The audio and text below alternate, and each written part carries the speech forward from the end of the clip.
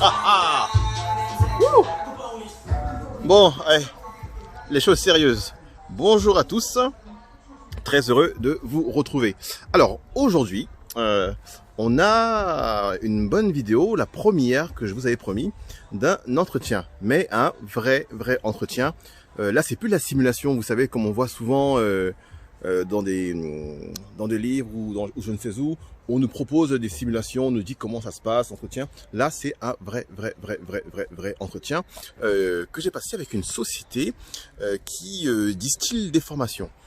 Je suis reçu par la RH et par une autre personne du service recrutement qui me reçoivent sur un poste à 3 500 € par mois de manager commercial pour une équipe. D'accord, donc je vous forward tout de suite la vidéo, c'est parti.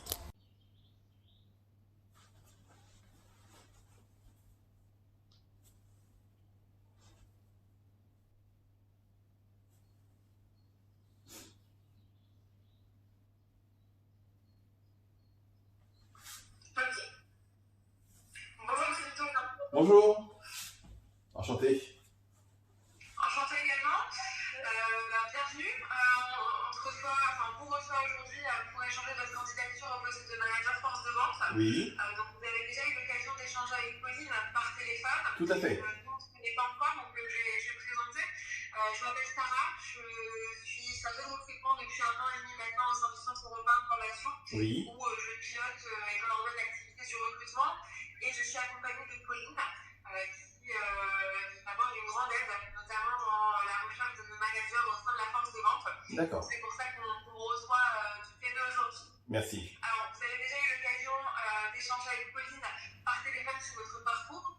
Oui. Moi, malheureusement, je n'ai pas encore le plaisir de connaître vos différentes expériences. Ce sera aussi l'occasion, à travers cet échange, de revenir sur votre parcours professionnel. Oui. Et ensuite, en deuxième partie d'entretien, fin de journée, c'est un peu compliqué. On viendra sur le centre européen de formation, également sur le poste, à savoir ce que vous en avez compris, également ce qui vous intéresserait sur le poste de manager, et puis on viendra aussi vous apporter peut-être plus d'éléments d'information si vous avez des questions par rapport à ça.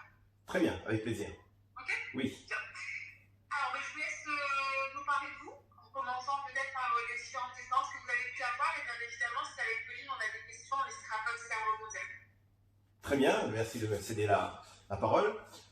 Écoutez, j'ai même avant le travail en termes d'études, vous savez, je suis passé par un BEP, un bac pro comptabilité et ensuite un BTS assistant de gestion.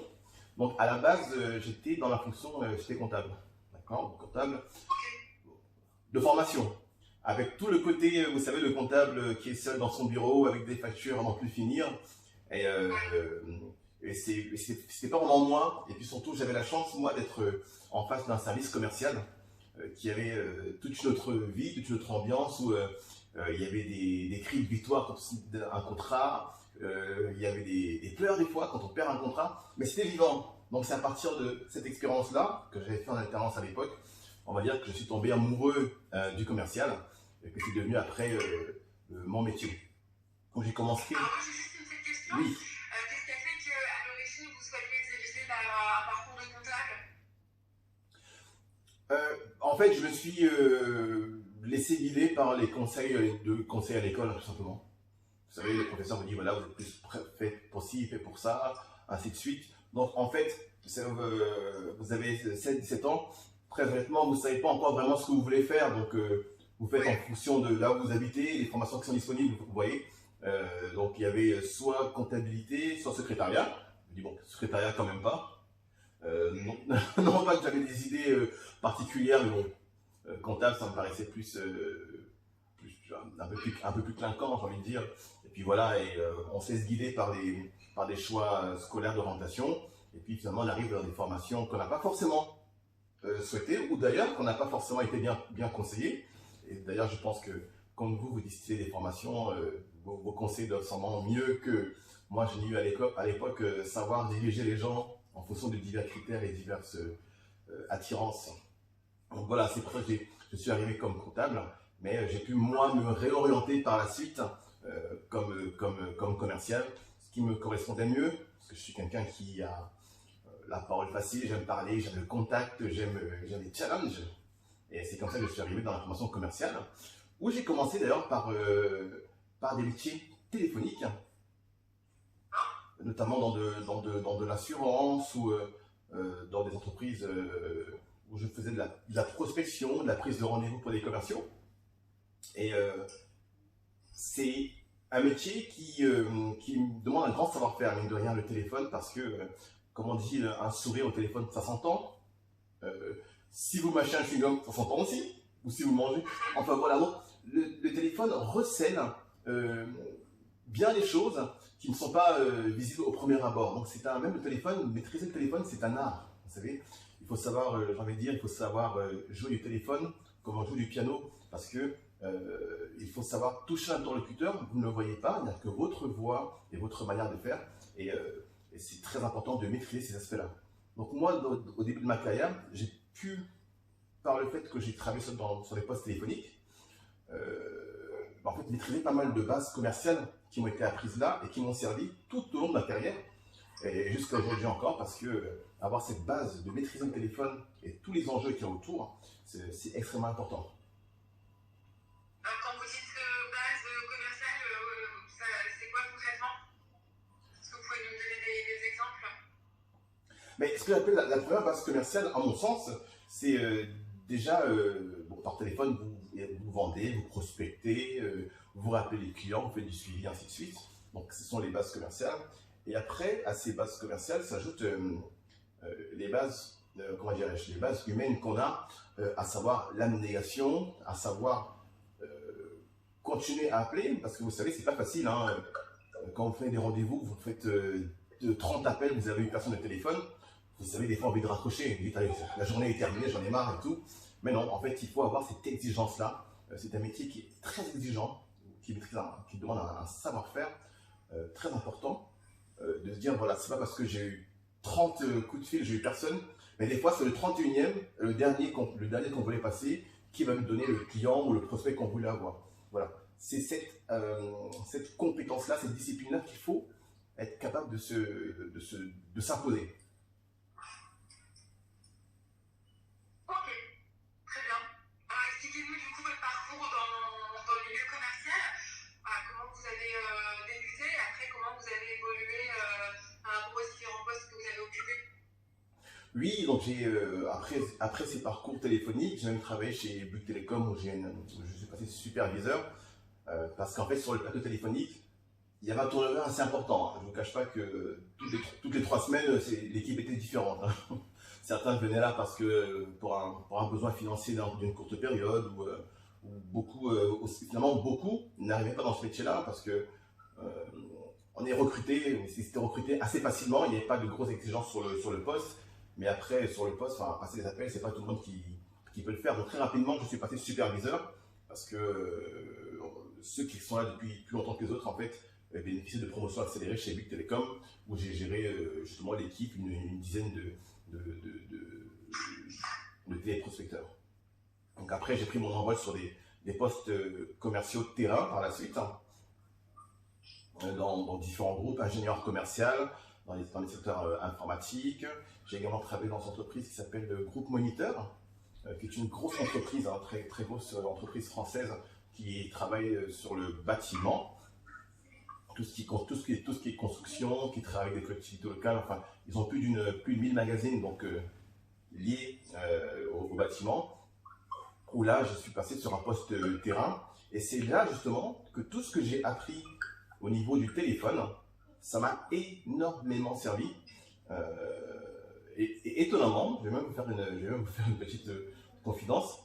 Dans ma carrière, j'ai remarqué que les meilleurs commerciaux, quelque part, vous savez, ce n'étaient pas les commerciaux qui venaient des grandes écoles de commerce ou tous ces très ronflants, des titres incroyables, des grosses écoles. En fait, les vrais commerciaux, c'est ceux qui avaient trimé, c'est ceux qui avaient presque galéré sur ces postes téléphoniques-là. Parce que quand ils sont arrivés sur des postes, quand on arrive sur des postes avec des compétences plus importantes et surtout vous bénéficiez de la marque d'un grand groupe, hein, mais que vous savez téléphoner, que vous avez appris à avoir cette abnégation-là, ça a toujours été ces gens-là les meilleurs.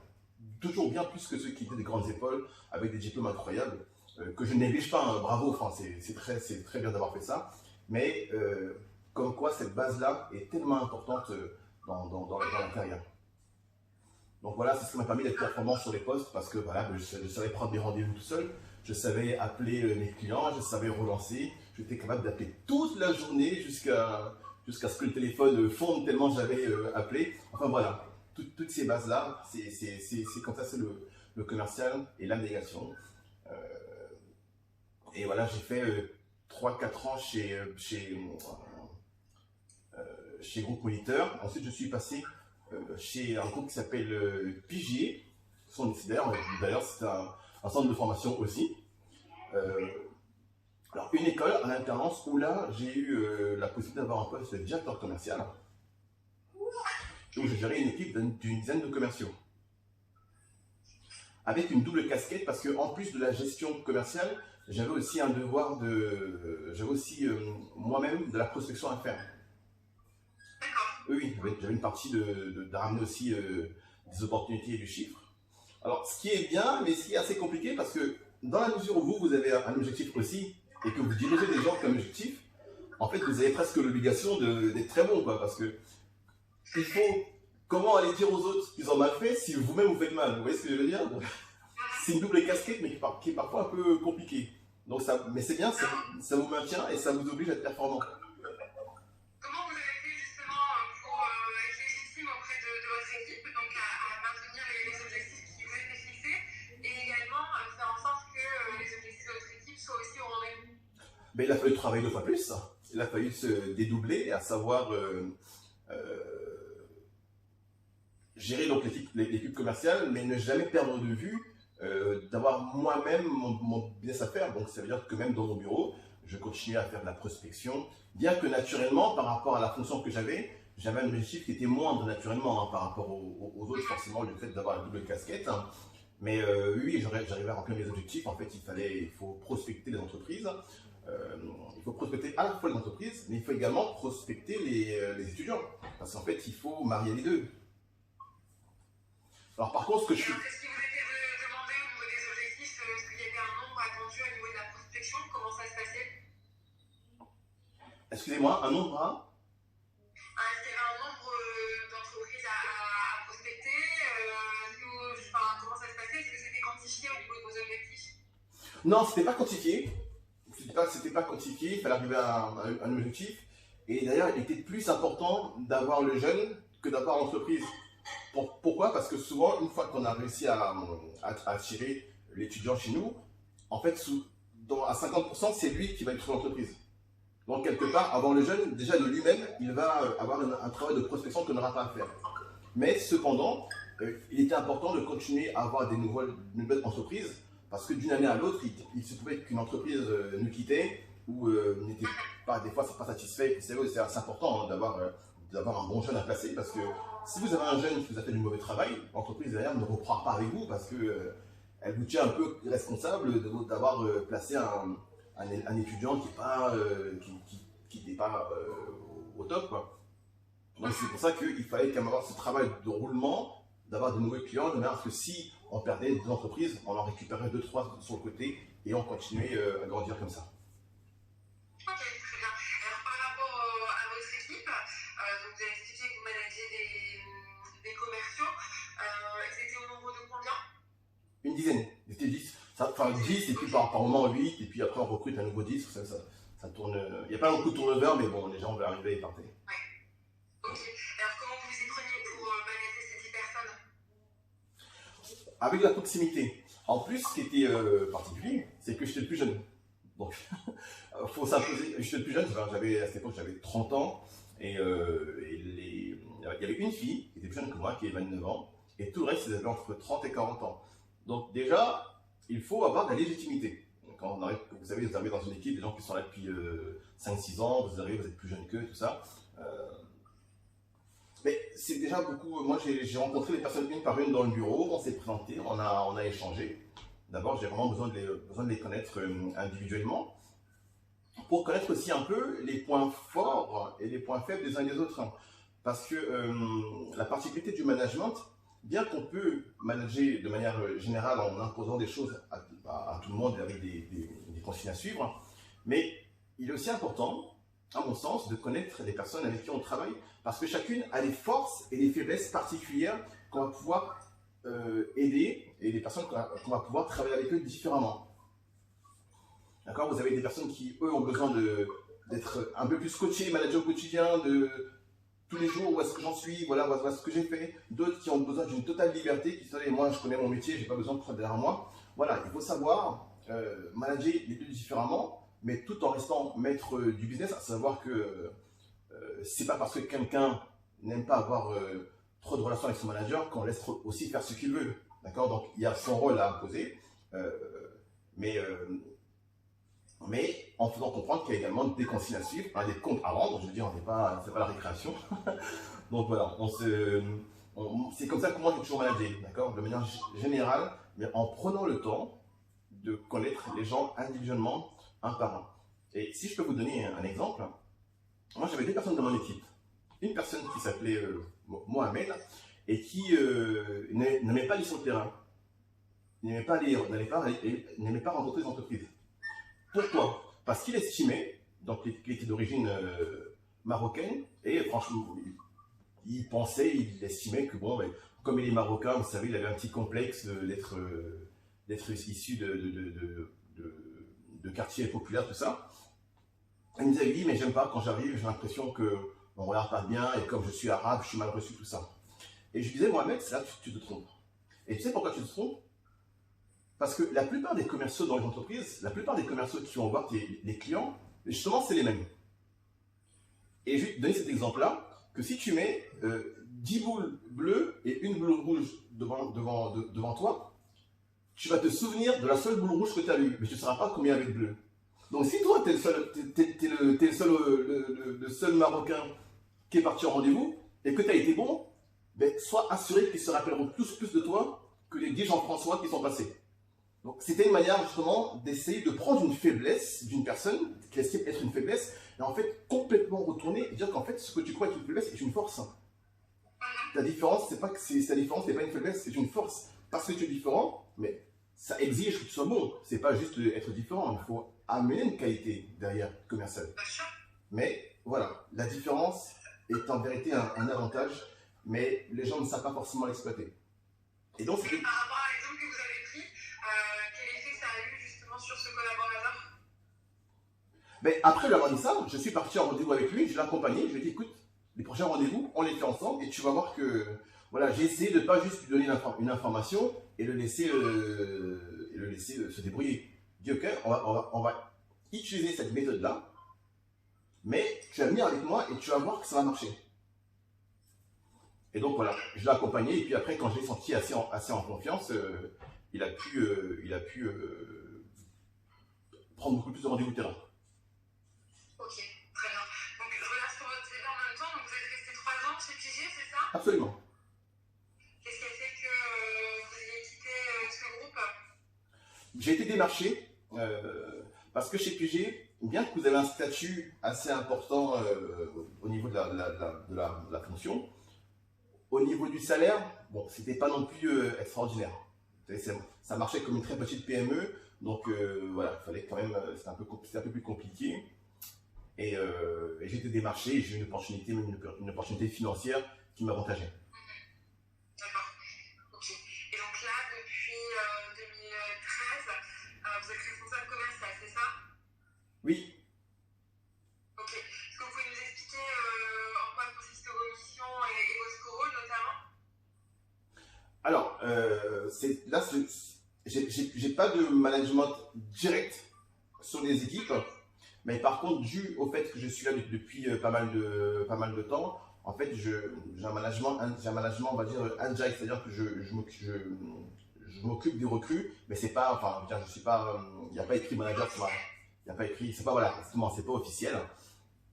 Après, oui, sinon, c'est un travail de commercial, justement, où je vais chercher du business. C'est une entreprise dans le milieu juridique, en fait, et qui s'appelle Waterscovers, originaire des Pays-Bas. Et c'est une entreprise qui commercialise une base de données à des clients qui sont des avocats, des juristes, en fait, tout métier juridique, en fait, qui a besoin d'un service, on leur propose ce service-là. Alors bien sûr, avec des concurrents, c'est tout le jeu du commercial, hein, des concurrents, faut être meilleur, plus rapide, plus intelligent, tout ça. Ok. Alors, comment vous faites pour commercialiser cette base de données? Du démarchage, et alors, l'avantage, c'est que c'est un groupe qui est beaucoup plus important, ce qui fait qu'une partie des rendez-vous sont pris par une plateforme téléphonique qui nous aide. Mais après, il ne faut pas se laisser guider uniquement par cette plateforme téléphonique. Il faut être maître de son business. Et donc, en plus de ce support-là, je continue à prendre moi mes propres rendez-vous de manière à pouvoir mieux contrôler et mieux cibler les clients qui m'intéressent, qui sont plus aptes à faire du chiffre d'affaires. Ok. Alors, vous, au niveau de vos objectifs, est-ce que justement vous avez défini des objectifs à atteindre d'un point de vue commercial? Comment ça s'organise à ce niveau-là? Absolument. Un objectif qui est très clair, donné dès le début d'année, qui augmente chaque année, je veux dire, malheureusement, mais qui se situe dans autour de 200 000 euros de chiffre d'affaires à générer. D'accord. 200 000 euros. Pauline, est-ce que tu as des questions toi, de ton côté? Non, pour moi c'est plutôt clair, si ce n'est pour en savoir plus sur ce qui vous motive à quitter justement Wolters Kluwer, si je prononce bien. Oui, pour des raisons familiales, je me suis installé dans le Nord, à Douai, et que mon entreprise, elle est à Paris. Donc au bout d'un moment, c'est devenu un peu complexe. C'est devenu un peu complexe. Je fais le trajet, je fais énormément de routes, presque autant qu'un routier. Donc moi, j'ai voulu me recentrer sur quelque chose qui est dans la région, avec un métier où on part le soir, on part le matin, on rentre le soir. Parce que je fais pas mal de nuitées à l'extérieur aussi. Bon, c'est pas au niveau de la vie de famille. Alors c'est ça ou c'est le divorce. Donc on va.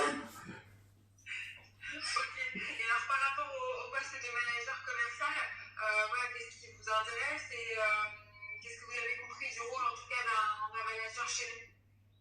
Mais il s'agit d'accompagner une équipe de commerciaux, on va dire, de commerciaux par téléphone, donc qui ont pour mission de vendre des formations. Tout à fait, et notamment par rapport aux attendus du poste, notamment sur l'atteinte des objectifs des commerciaux, est-ce que vous avez une idée sur les critères d'évaluation de nos commerciaux ou pas du tout? Non, à ce stade, je n'ai pas vraiment d'informations. Ok, ça marche. Pauline, avant qu'on passe à la présentation de l'entreprise et du poste, est-ce que toi, tu as des choses à ajouter?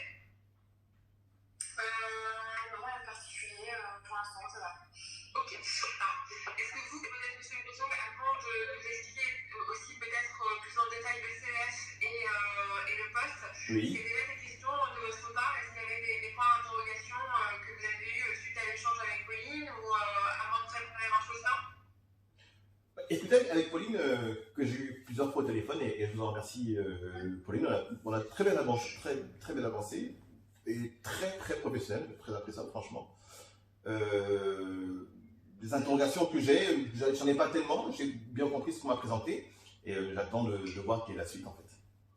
Ok, alors pour revenir sur l'entreprise, le Centre Européen de Formation, donc c'est une école d'enseignement privé à distance. On vous propose 3 types de formations, soit des diplômantes, des qualifiantes ou des préparations pour la fonction publique. D'accord. Plutôt destinées à des particuliers qui sont majoritairement en reconversion professionnelle. D'accord. Ou alors raison du cadre scolaire.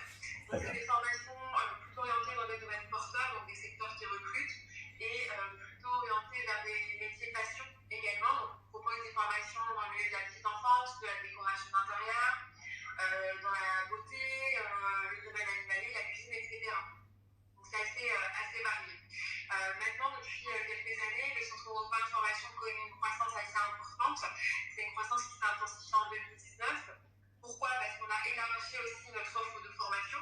On a sorti plus de formations qu'avant, ce qui nous a permis d'avoir plus d'élèves. D'accord. Et en parallèle, en augmentant aussi notre nombre d'élèves, on augmente aussi le nombre de collaborateurs, puisqu'on est aussi une entreprise, puisque il y a des collaborateurs qui sont là pour accompagner nos élèves durant toute leur période de formation. Donc, ce qui fait que de 2018, on était à 250 collaborateurs et aujourd'hui, en mai 2020, on est dans les 600. Donc, ça a grossi assez rapidement. Impressionnant. Pour expliquer l'organisation, on est répartis en 3 grands pôles. Vous avez le pôle de la direction avec tout ce qui est en lien avec les fonctions support, vous avez tout ce qui est RH, marketing, comptabilité, etc. Vous avez ensuite le pôle de la force de vente, là je vais revenir dans le détail, et ensuite le service élève, donc c'est vraiment le service qui est dédié à l'accompagnement de nos élèves à distance, avec un service client, un service de coaching, donc les coachs qui sont là pour motiver nos élèves, et après un service administratif. Pour la force de vente, donc c'est le service qui englobe aujourd'hui nos commerciaux, puisque nous avons des télévendeurs qui ont pour objectif de vendre nos formations auprès de nos prospects. Alors comment on vend nos formations? C'est pas de la prospection pure à proprement dit, c'est-à-dire qu'il y a déjà une première demande de nos élèves, de nos prospects, par notre site internet, qui remplissent une demande d'information sur laquelle ils communiquent leurs coordonnées, tout simplement, donc nom, prénom, adresse mail et numéro de téléphone. Et cette demande d'information, elle est transmise à la force de vente. Donc le commercial reçoit ce compte, on va l'appeler en interne, et a pour objectif de contacter le prospect pour, bien évidemment, lui vendre l'information. D'accord. Donc il y a tout un travail de découverte, c'est un des motivations, voilà, il y a vraiment des étapes précises de vente à réaliser, et bien évidemment après, idéalement c'est de faire la vente en one shot, c'est-à-dire un appel, une vente. Maintenant, pour cette constater que sur de la formation, c'est un peu plus compliqué de faire des appels en one shot, donc on fait généralement une vente en 2 étapes. On fait un premier appel, et puis après on laisse le temps de la réflexion, et généralement sur 48 heures, le télévendeur rappelle pour conclure. Très bien. Donc aujourd'hui, cette force de vente, elle est composée de 200 commerciaux, répartis sur une date et aussi sur Jouer. À savoir que sur Jouer, c'est une antenne qui est assez récente, puisqu'elle a été créée il y a 1 an. D'accord. Donc aujourd'hui, on compte pas loin de 60 collaborateurs. L'objectif aussi, c'est de faire en sorte que Jouer grossisse. Donc on a une ambition, c'est de doubler notre force de vente, puisque c'est grâce à la force de vente qu'on développe notre chiffre d'affaires et qu'on élargit notre portefeuille d'élèves. Et donc aujourd'hui, notre ambition, c'est de doubler cette force de vente. Forcément, si on a amené à recruter des commerciaux, et ben, on sera aussi amené à recruter de l'encadrement. Aujourd'hui, 90% de nos effectifs au niveau des managers sont issus de la promotion en interne. D'accord. Maintenant, on n'a plus forcément les ressources également en interne pour pouvoir faire évoluer nos collaborateurs. Donc c'est aussi pour ça qu'on se tourne vers l'externe. On recherche des managers qui ont déjà cette vision commerciale, puisque pour encadrer les commerciaux, il faut aussi avoir cette exigence et cette culture du résultat. Et on recherche aussi des personnes en externe pour pouvoir nous apporter un regard neuf sur notre façon de fonctionner. Voilà, c'est toujours bien aussi d'avoir des personnes avec un regard externe pour pouvoir nous aussi nous améliorer et faire en sorte d'optimiser nos processus. D'accord. Voilà un petit peu sur le contexte. Aujourd'hui, maintenant, pour revenir sur le poste de chef d'équipe, donc le manager engage une équipe de commerciaux. Alors, je vais vous en parler en fonction des intitulés. Je ne sais pas si avec Pauline, vous avez pu avoir l'occasion de voir les équipes juniors et les équipes confirmées. Sinon, on reviendra après dessus. Oui, j'ai déjà écouté, mais je pense qu'on va pouvoir revenir dans je vais revenir après dessus. Alors, pour vous expliquer le rôle du manager, il y a effectivement la notion managériale qui est très importante, puisque votre rôle, ça va être d'insuffler une dynamique d'équipe. Vendre des formations, ce n'est pas le métier le plus facile. Donc, il faut aussi vraiment motiver vos collaborateurs chaque jour pour faire en sorte qu'ils viennent avec un superbe état d'esprit, pour vraiment avoir la niaque et aussi se dépasser au niveau de ses objectifs. Les accompagner, faire en sorte qu'ils montent aussi en compétences. D'accord. Ça passe par différentes actions. Pour faire en sorte, des fois, on peut avoir un petit coup de mou et ne plus forcément gérer correctement les différentes étapes de vente. Donc, c'est aussi au manager de détecter les besoins en formation pour faire en sorte que son collaborateur puisse progresser. Et le manager est également garant des différents process, que ce soit les process de vente, mais aussi les process de ressources humaines. D'accord. Ce qui est absence, congé payé, etc. En parallèle, le manager a aussi des équipes commerciales. Oui. Il y a des objectifs de performance et des productivités à atteindre. Et donc, vous êtes garant de l'atteinte de ces objectifs. Donc, voilà, vous avez une équipe avec différents indicateurs que vos agents doivent respecter, notamment un nombre de ventes, un nombre d'appels à effectuer,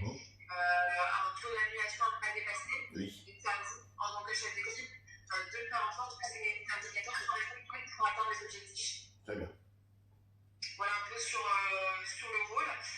Maintenant, pour vous expliquer la différence entre manager junior et manager confirmé, c'est-à-dire que si jamais on avance ensemble dans le processus de recrutement, vous allez d'abord manager une équipe de juniors. Oui. C'est-à-dire que c'est des nouveaux télévendeurs, à savoir que chez nous, il n'y a pas de process, il n'y a pas de profil type pour le process de recrutement des télévendeurs. On a tout type de profil, donc c'est à nous aussi de leur donner toutes les armes pour pouvoir les former et faire en sorte que ce soit des bons vendeurs. Et donc, quand vous commencez avec une équipe de juniors, c'est vraiment leur apprendre le métier. Ils ont eu une semaine de formation, mais après, c'est à vous aussi de faire en sorte qu'ils appliquent ce qui leur a été divulgué en formation. D'accord. Pour les faire monter en compétences et faire en sorte que ce soit des vendeurs confirmés par la suite. D'accord. Voilà. Et sur l'équipe de confirmés, alors généralement sur les juniors, c'est 6, 7, 8 personnes à manager. Sur une équipe de confirmés, on a un peu plus de collaborateurs. C'est généralement des équipes de 12 à 15 personnes. D'accord. Avec des anciens, Oui. mais aussi des nouveaux. Oui. Pour faire en sorte d'avoir un mélange et de créer une certaine cohésion, de faire en sorte que les anciens peuvent être aussi un relais pour le manager, accompagner, donner quelques petits conseils aux nouveaux, et les nouveaux aussi peuvent insuffler une nouvelle dynamique à l'équipe. D'accord, très bien. Est-ce que par rapport à ça, vous avez des questions? Non, ça me semble très clair. Ok. Pauline, est-ce que tu as des choses à rajouter? Non, globalement, j'avais déjà pas mal de choses par téléphone avec monsieur Bouin, donc j'ai pas plus de questions. Concernant plus les questions pratiques, la disponibilité, la rémunération et la distance, ça avait été vu. Pour rappel, vous habitez Douai. Oui, absolument. Donc, jusque j'ai une adresse, il n'y a pas de souci. Non. Enfin, j'imagine, il fallait que vous ayez juste le Paris aujourd'hui. Oh, il n'y a aucun souci. Bon, très bien. C'est noté aussi. Rien d'autre à aborder au niveau, parce que vous, c'est justement que vous avez des questions par rapport à l'entreprise, par rapport au poste, ça vous semble assez clair? Ouais, déjà, si je peux me permettre, félicitations pour la croissance, c'est assez impressionnant, de passer de 200 à 600 collaborateurs en si peu de temps. Après, c'est plus sur des questions aujourd'hui par rapport à la situation actuelle de confinement et toutes ces règles assez drastiques qui semblent être mises en place. Est-ce que ça va, quels sont les changements que ça va amener? Est-ce qu'il y aura autant de collaborateurs? Est-ce que les plateaux, les fonctions téléphoniques oui. Avec le confinement, ça ne nous a pas du tout impacté. D'accord. On a déployé le télétravail à l'ensemble des collaborateurs. Donc effectivement, pendant les 2 premières semaines, c'était un peu flottement, donc il a fallu que chacun s'habitue aussi. Maintenant, notre force de vente, elle a été optimale à 80%. D'accord. Donc voilà, on avait 80% de nos effectifs qui ont pu réaliser le télétravail. Il y a une petite baisse d'activité effectivement avec la situation en mars, mais ça a bien repris depuis le mois d'avril et pour le coup, on n'est pas forcément impacté par la situation sanitaire. Oui, d'autant que j'ai lu que les formations à distance ont pris un peu d'essor justement grâce au confinement, donc c'est plutôt... c'est plutôt rassurant. Oui. D'accord. Est-ce qu'il y a d'autres points que vous souhaitez qu'on aborde ensemble? Non, pour l'instant, c'est très clair pour moi. Ok. Alors, je vous explique la suite du processus de recrutement. Oui. Donc, on va échanger avec Pauline ensemble de votre candidature. On va échanger également avec le directeur des ventes. Donc, si votre candidature est retenue, on reviendra vers vous pour la suite du process. Alors, généralement, c'est une mise en situation. Oui. Donc, on vous donne un cas auquel un manager pourrait être confronté, soit un entretien de recadrage, soit un entretien de période d'essai, l'animation d'un brief, par exemple. Et donc, voilà, l'objectif de cette mise en situation, c'est d'évaluer votre posture et aussi vos réflexes managériaux par rapport à la situation donnée. D'accord. Voilà. Si jamais c'est concluant, on pourrait envisager une collaboration. Dans le cas inverse, si votre candidature n'est pas retenue, on viendra vers vous, quoi qu'il en soit, pour vous expliquer les raisons. Vous aurez une réponse sous un délai de 2 semaines, au plus tard. Ok? Parfait. Bon. Eh bien, écoutez, si vous n'avez pas d'autres questions, je vous propose qu'on en reste là pour aujourd'hui. C'est parfait pour moi, je vous en remercie. Super. Grand merci à vous, merci de vous être très disponible. Passez une belle fin de journée, à bientôt, j'espère. À bientôt et je voulais féliciter Madame Ponchot qui a choisi le même arrière que moi sans se... C'est exprès. Voilà, je l'avais. Vous êtes concerté, c'est ça? Ouais. Tout à fait. Merci Au revoir. Bonne journée. À bientôt.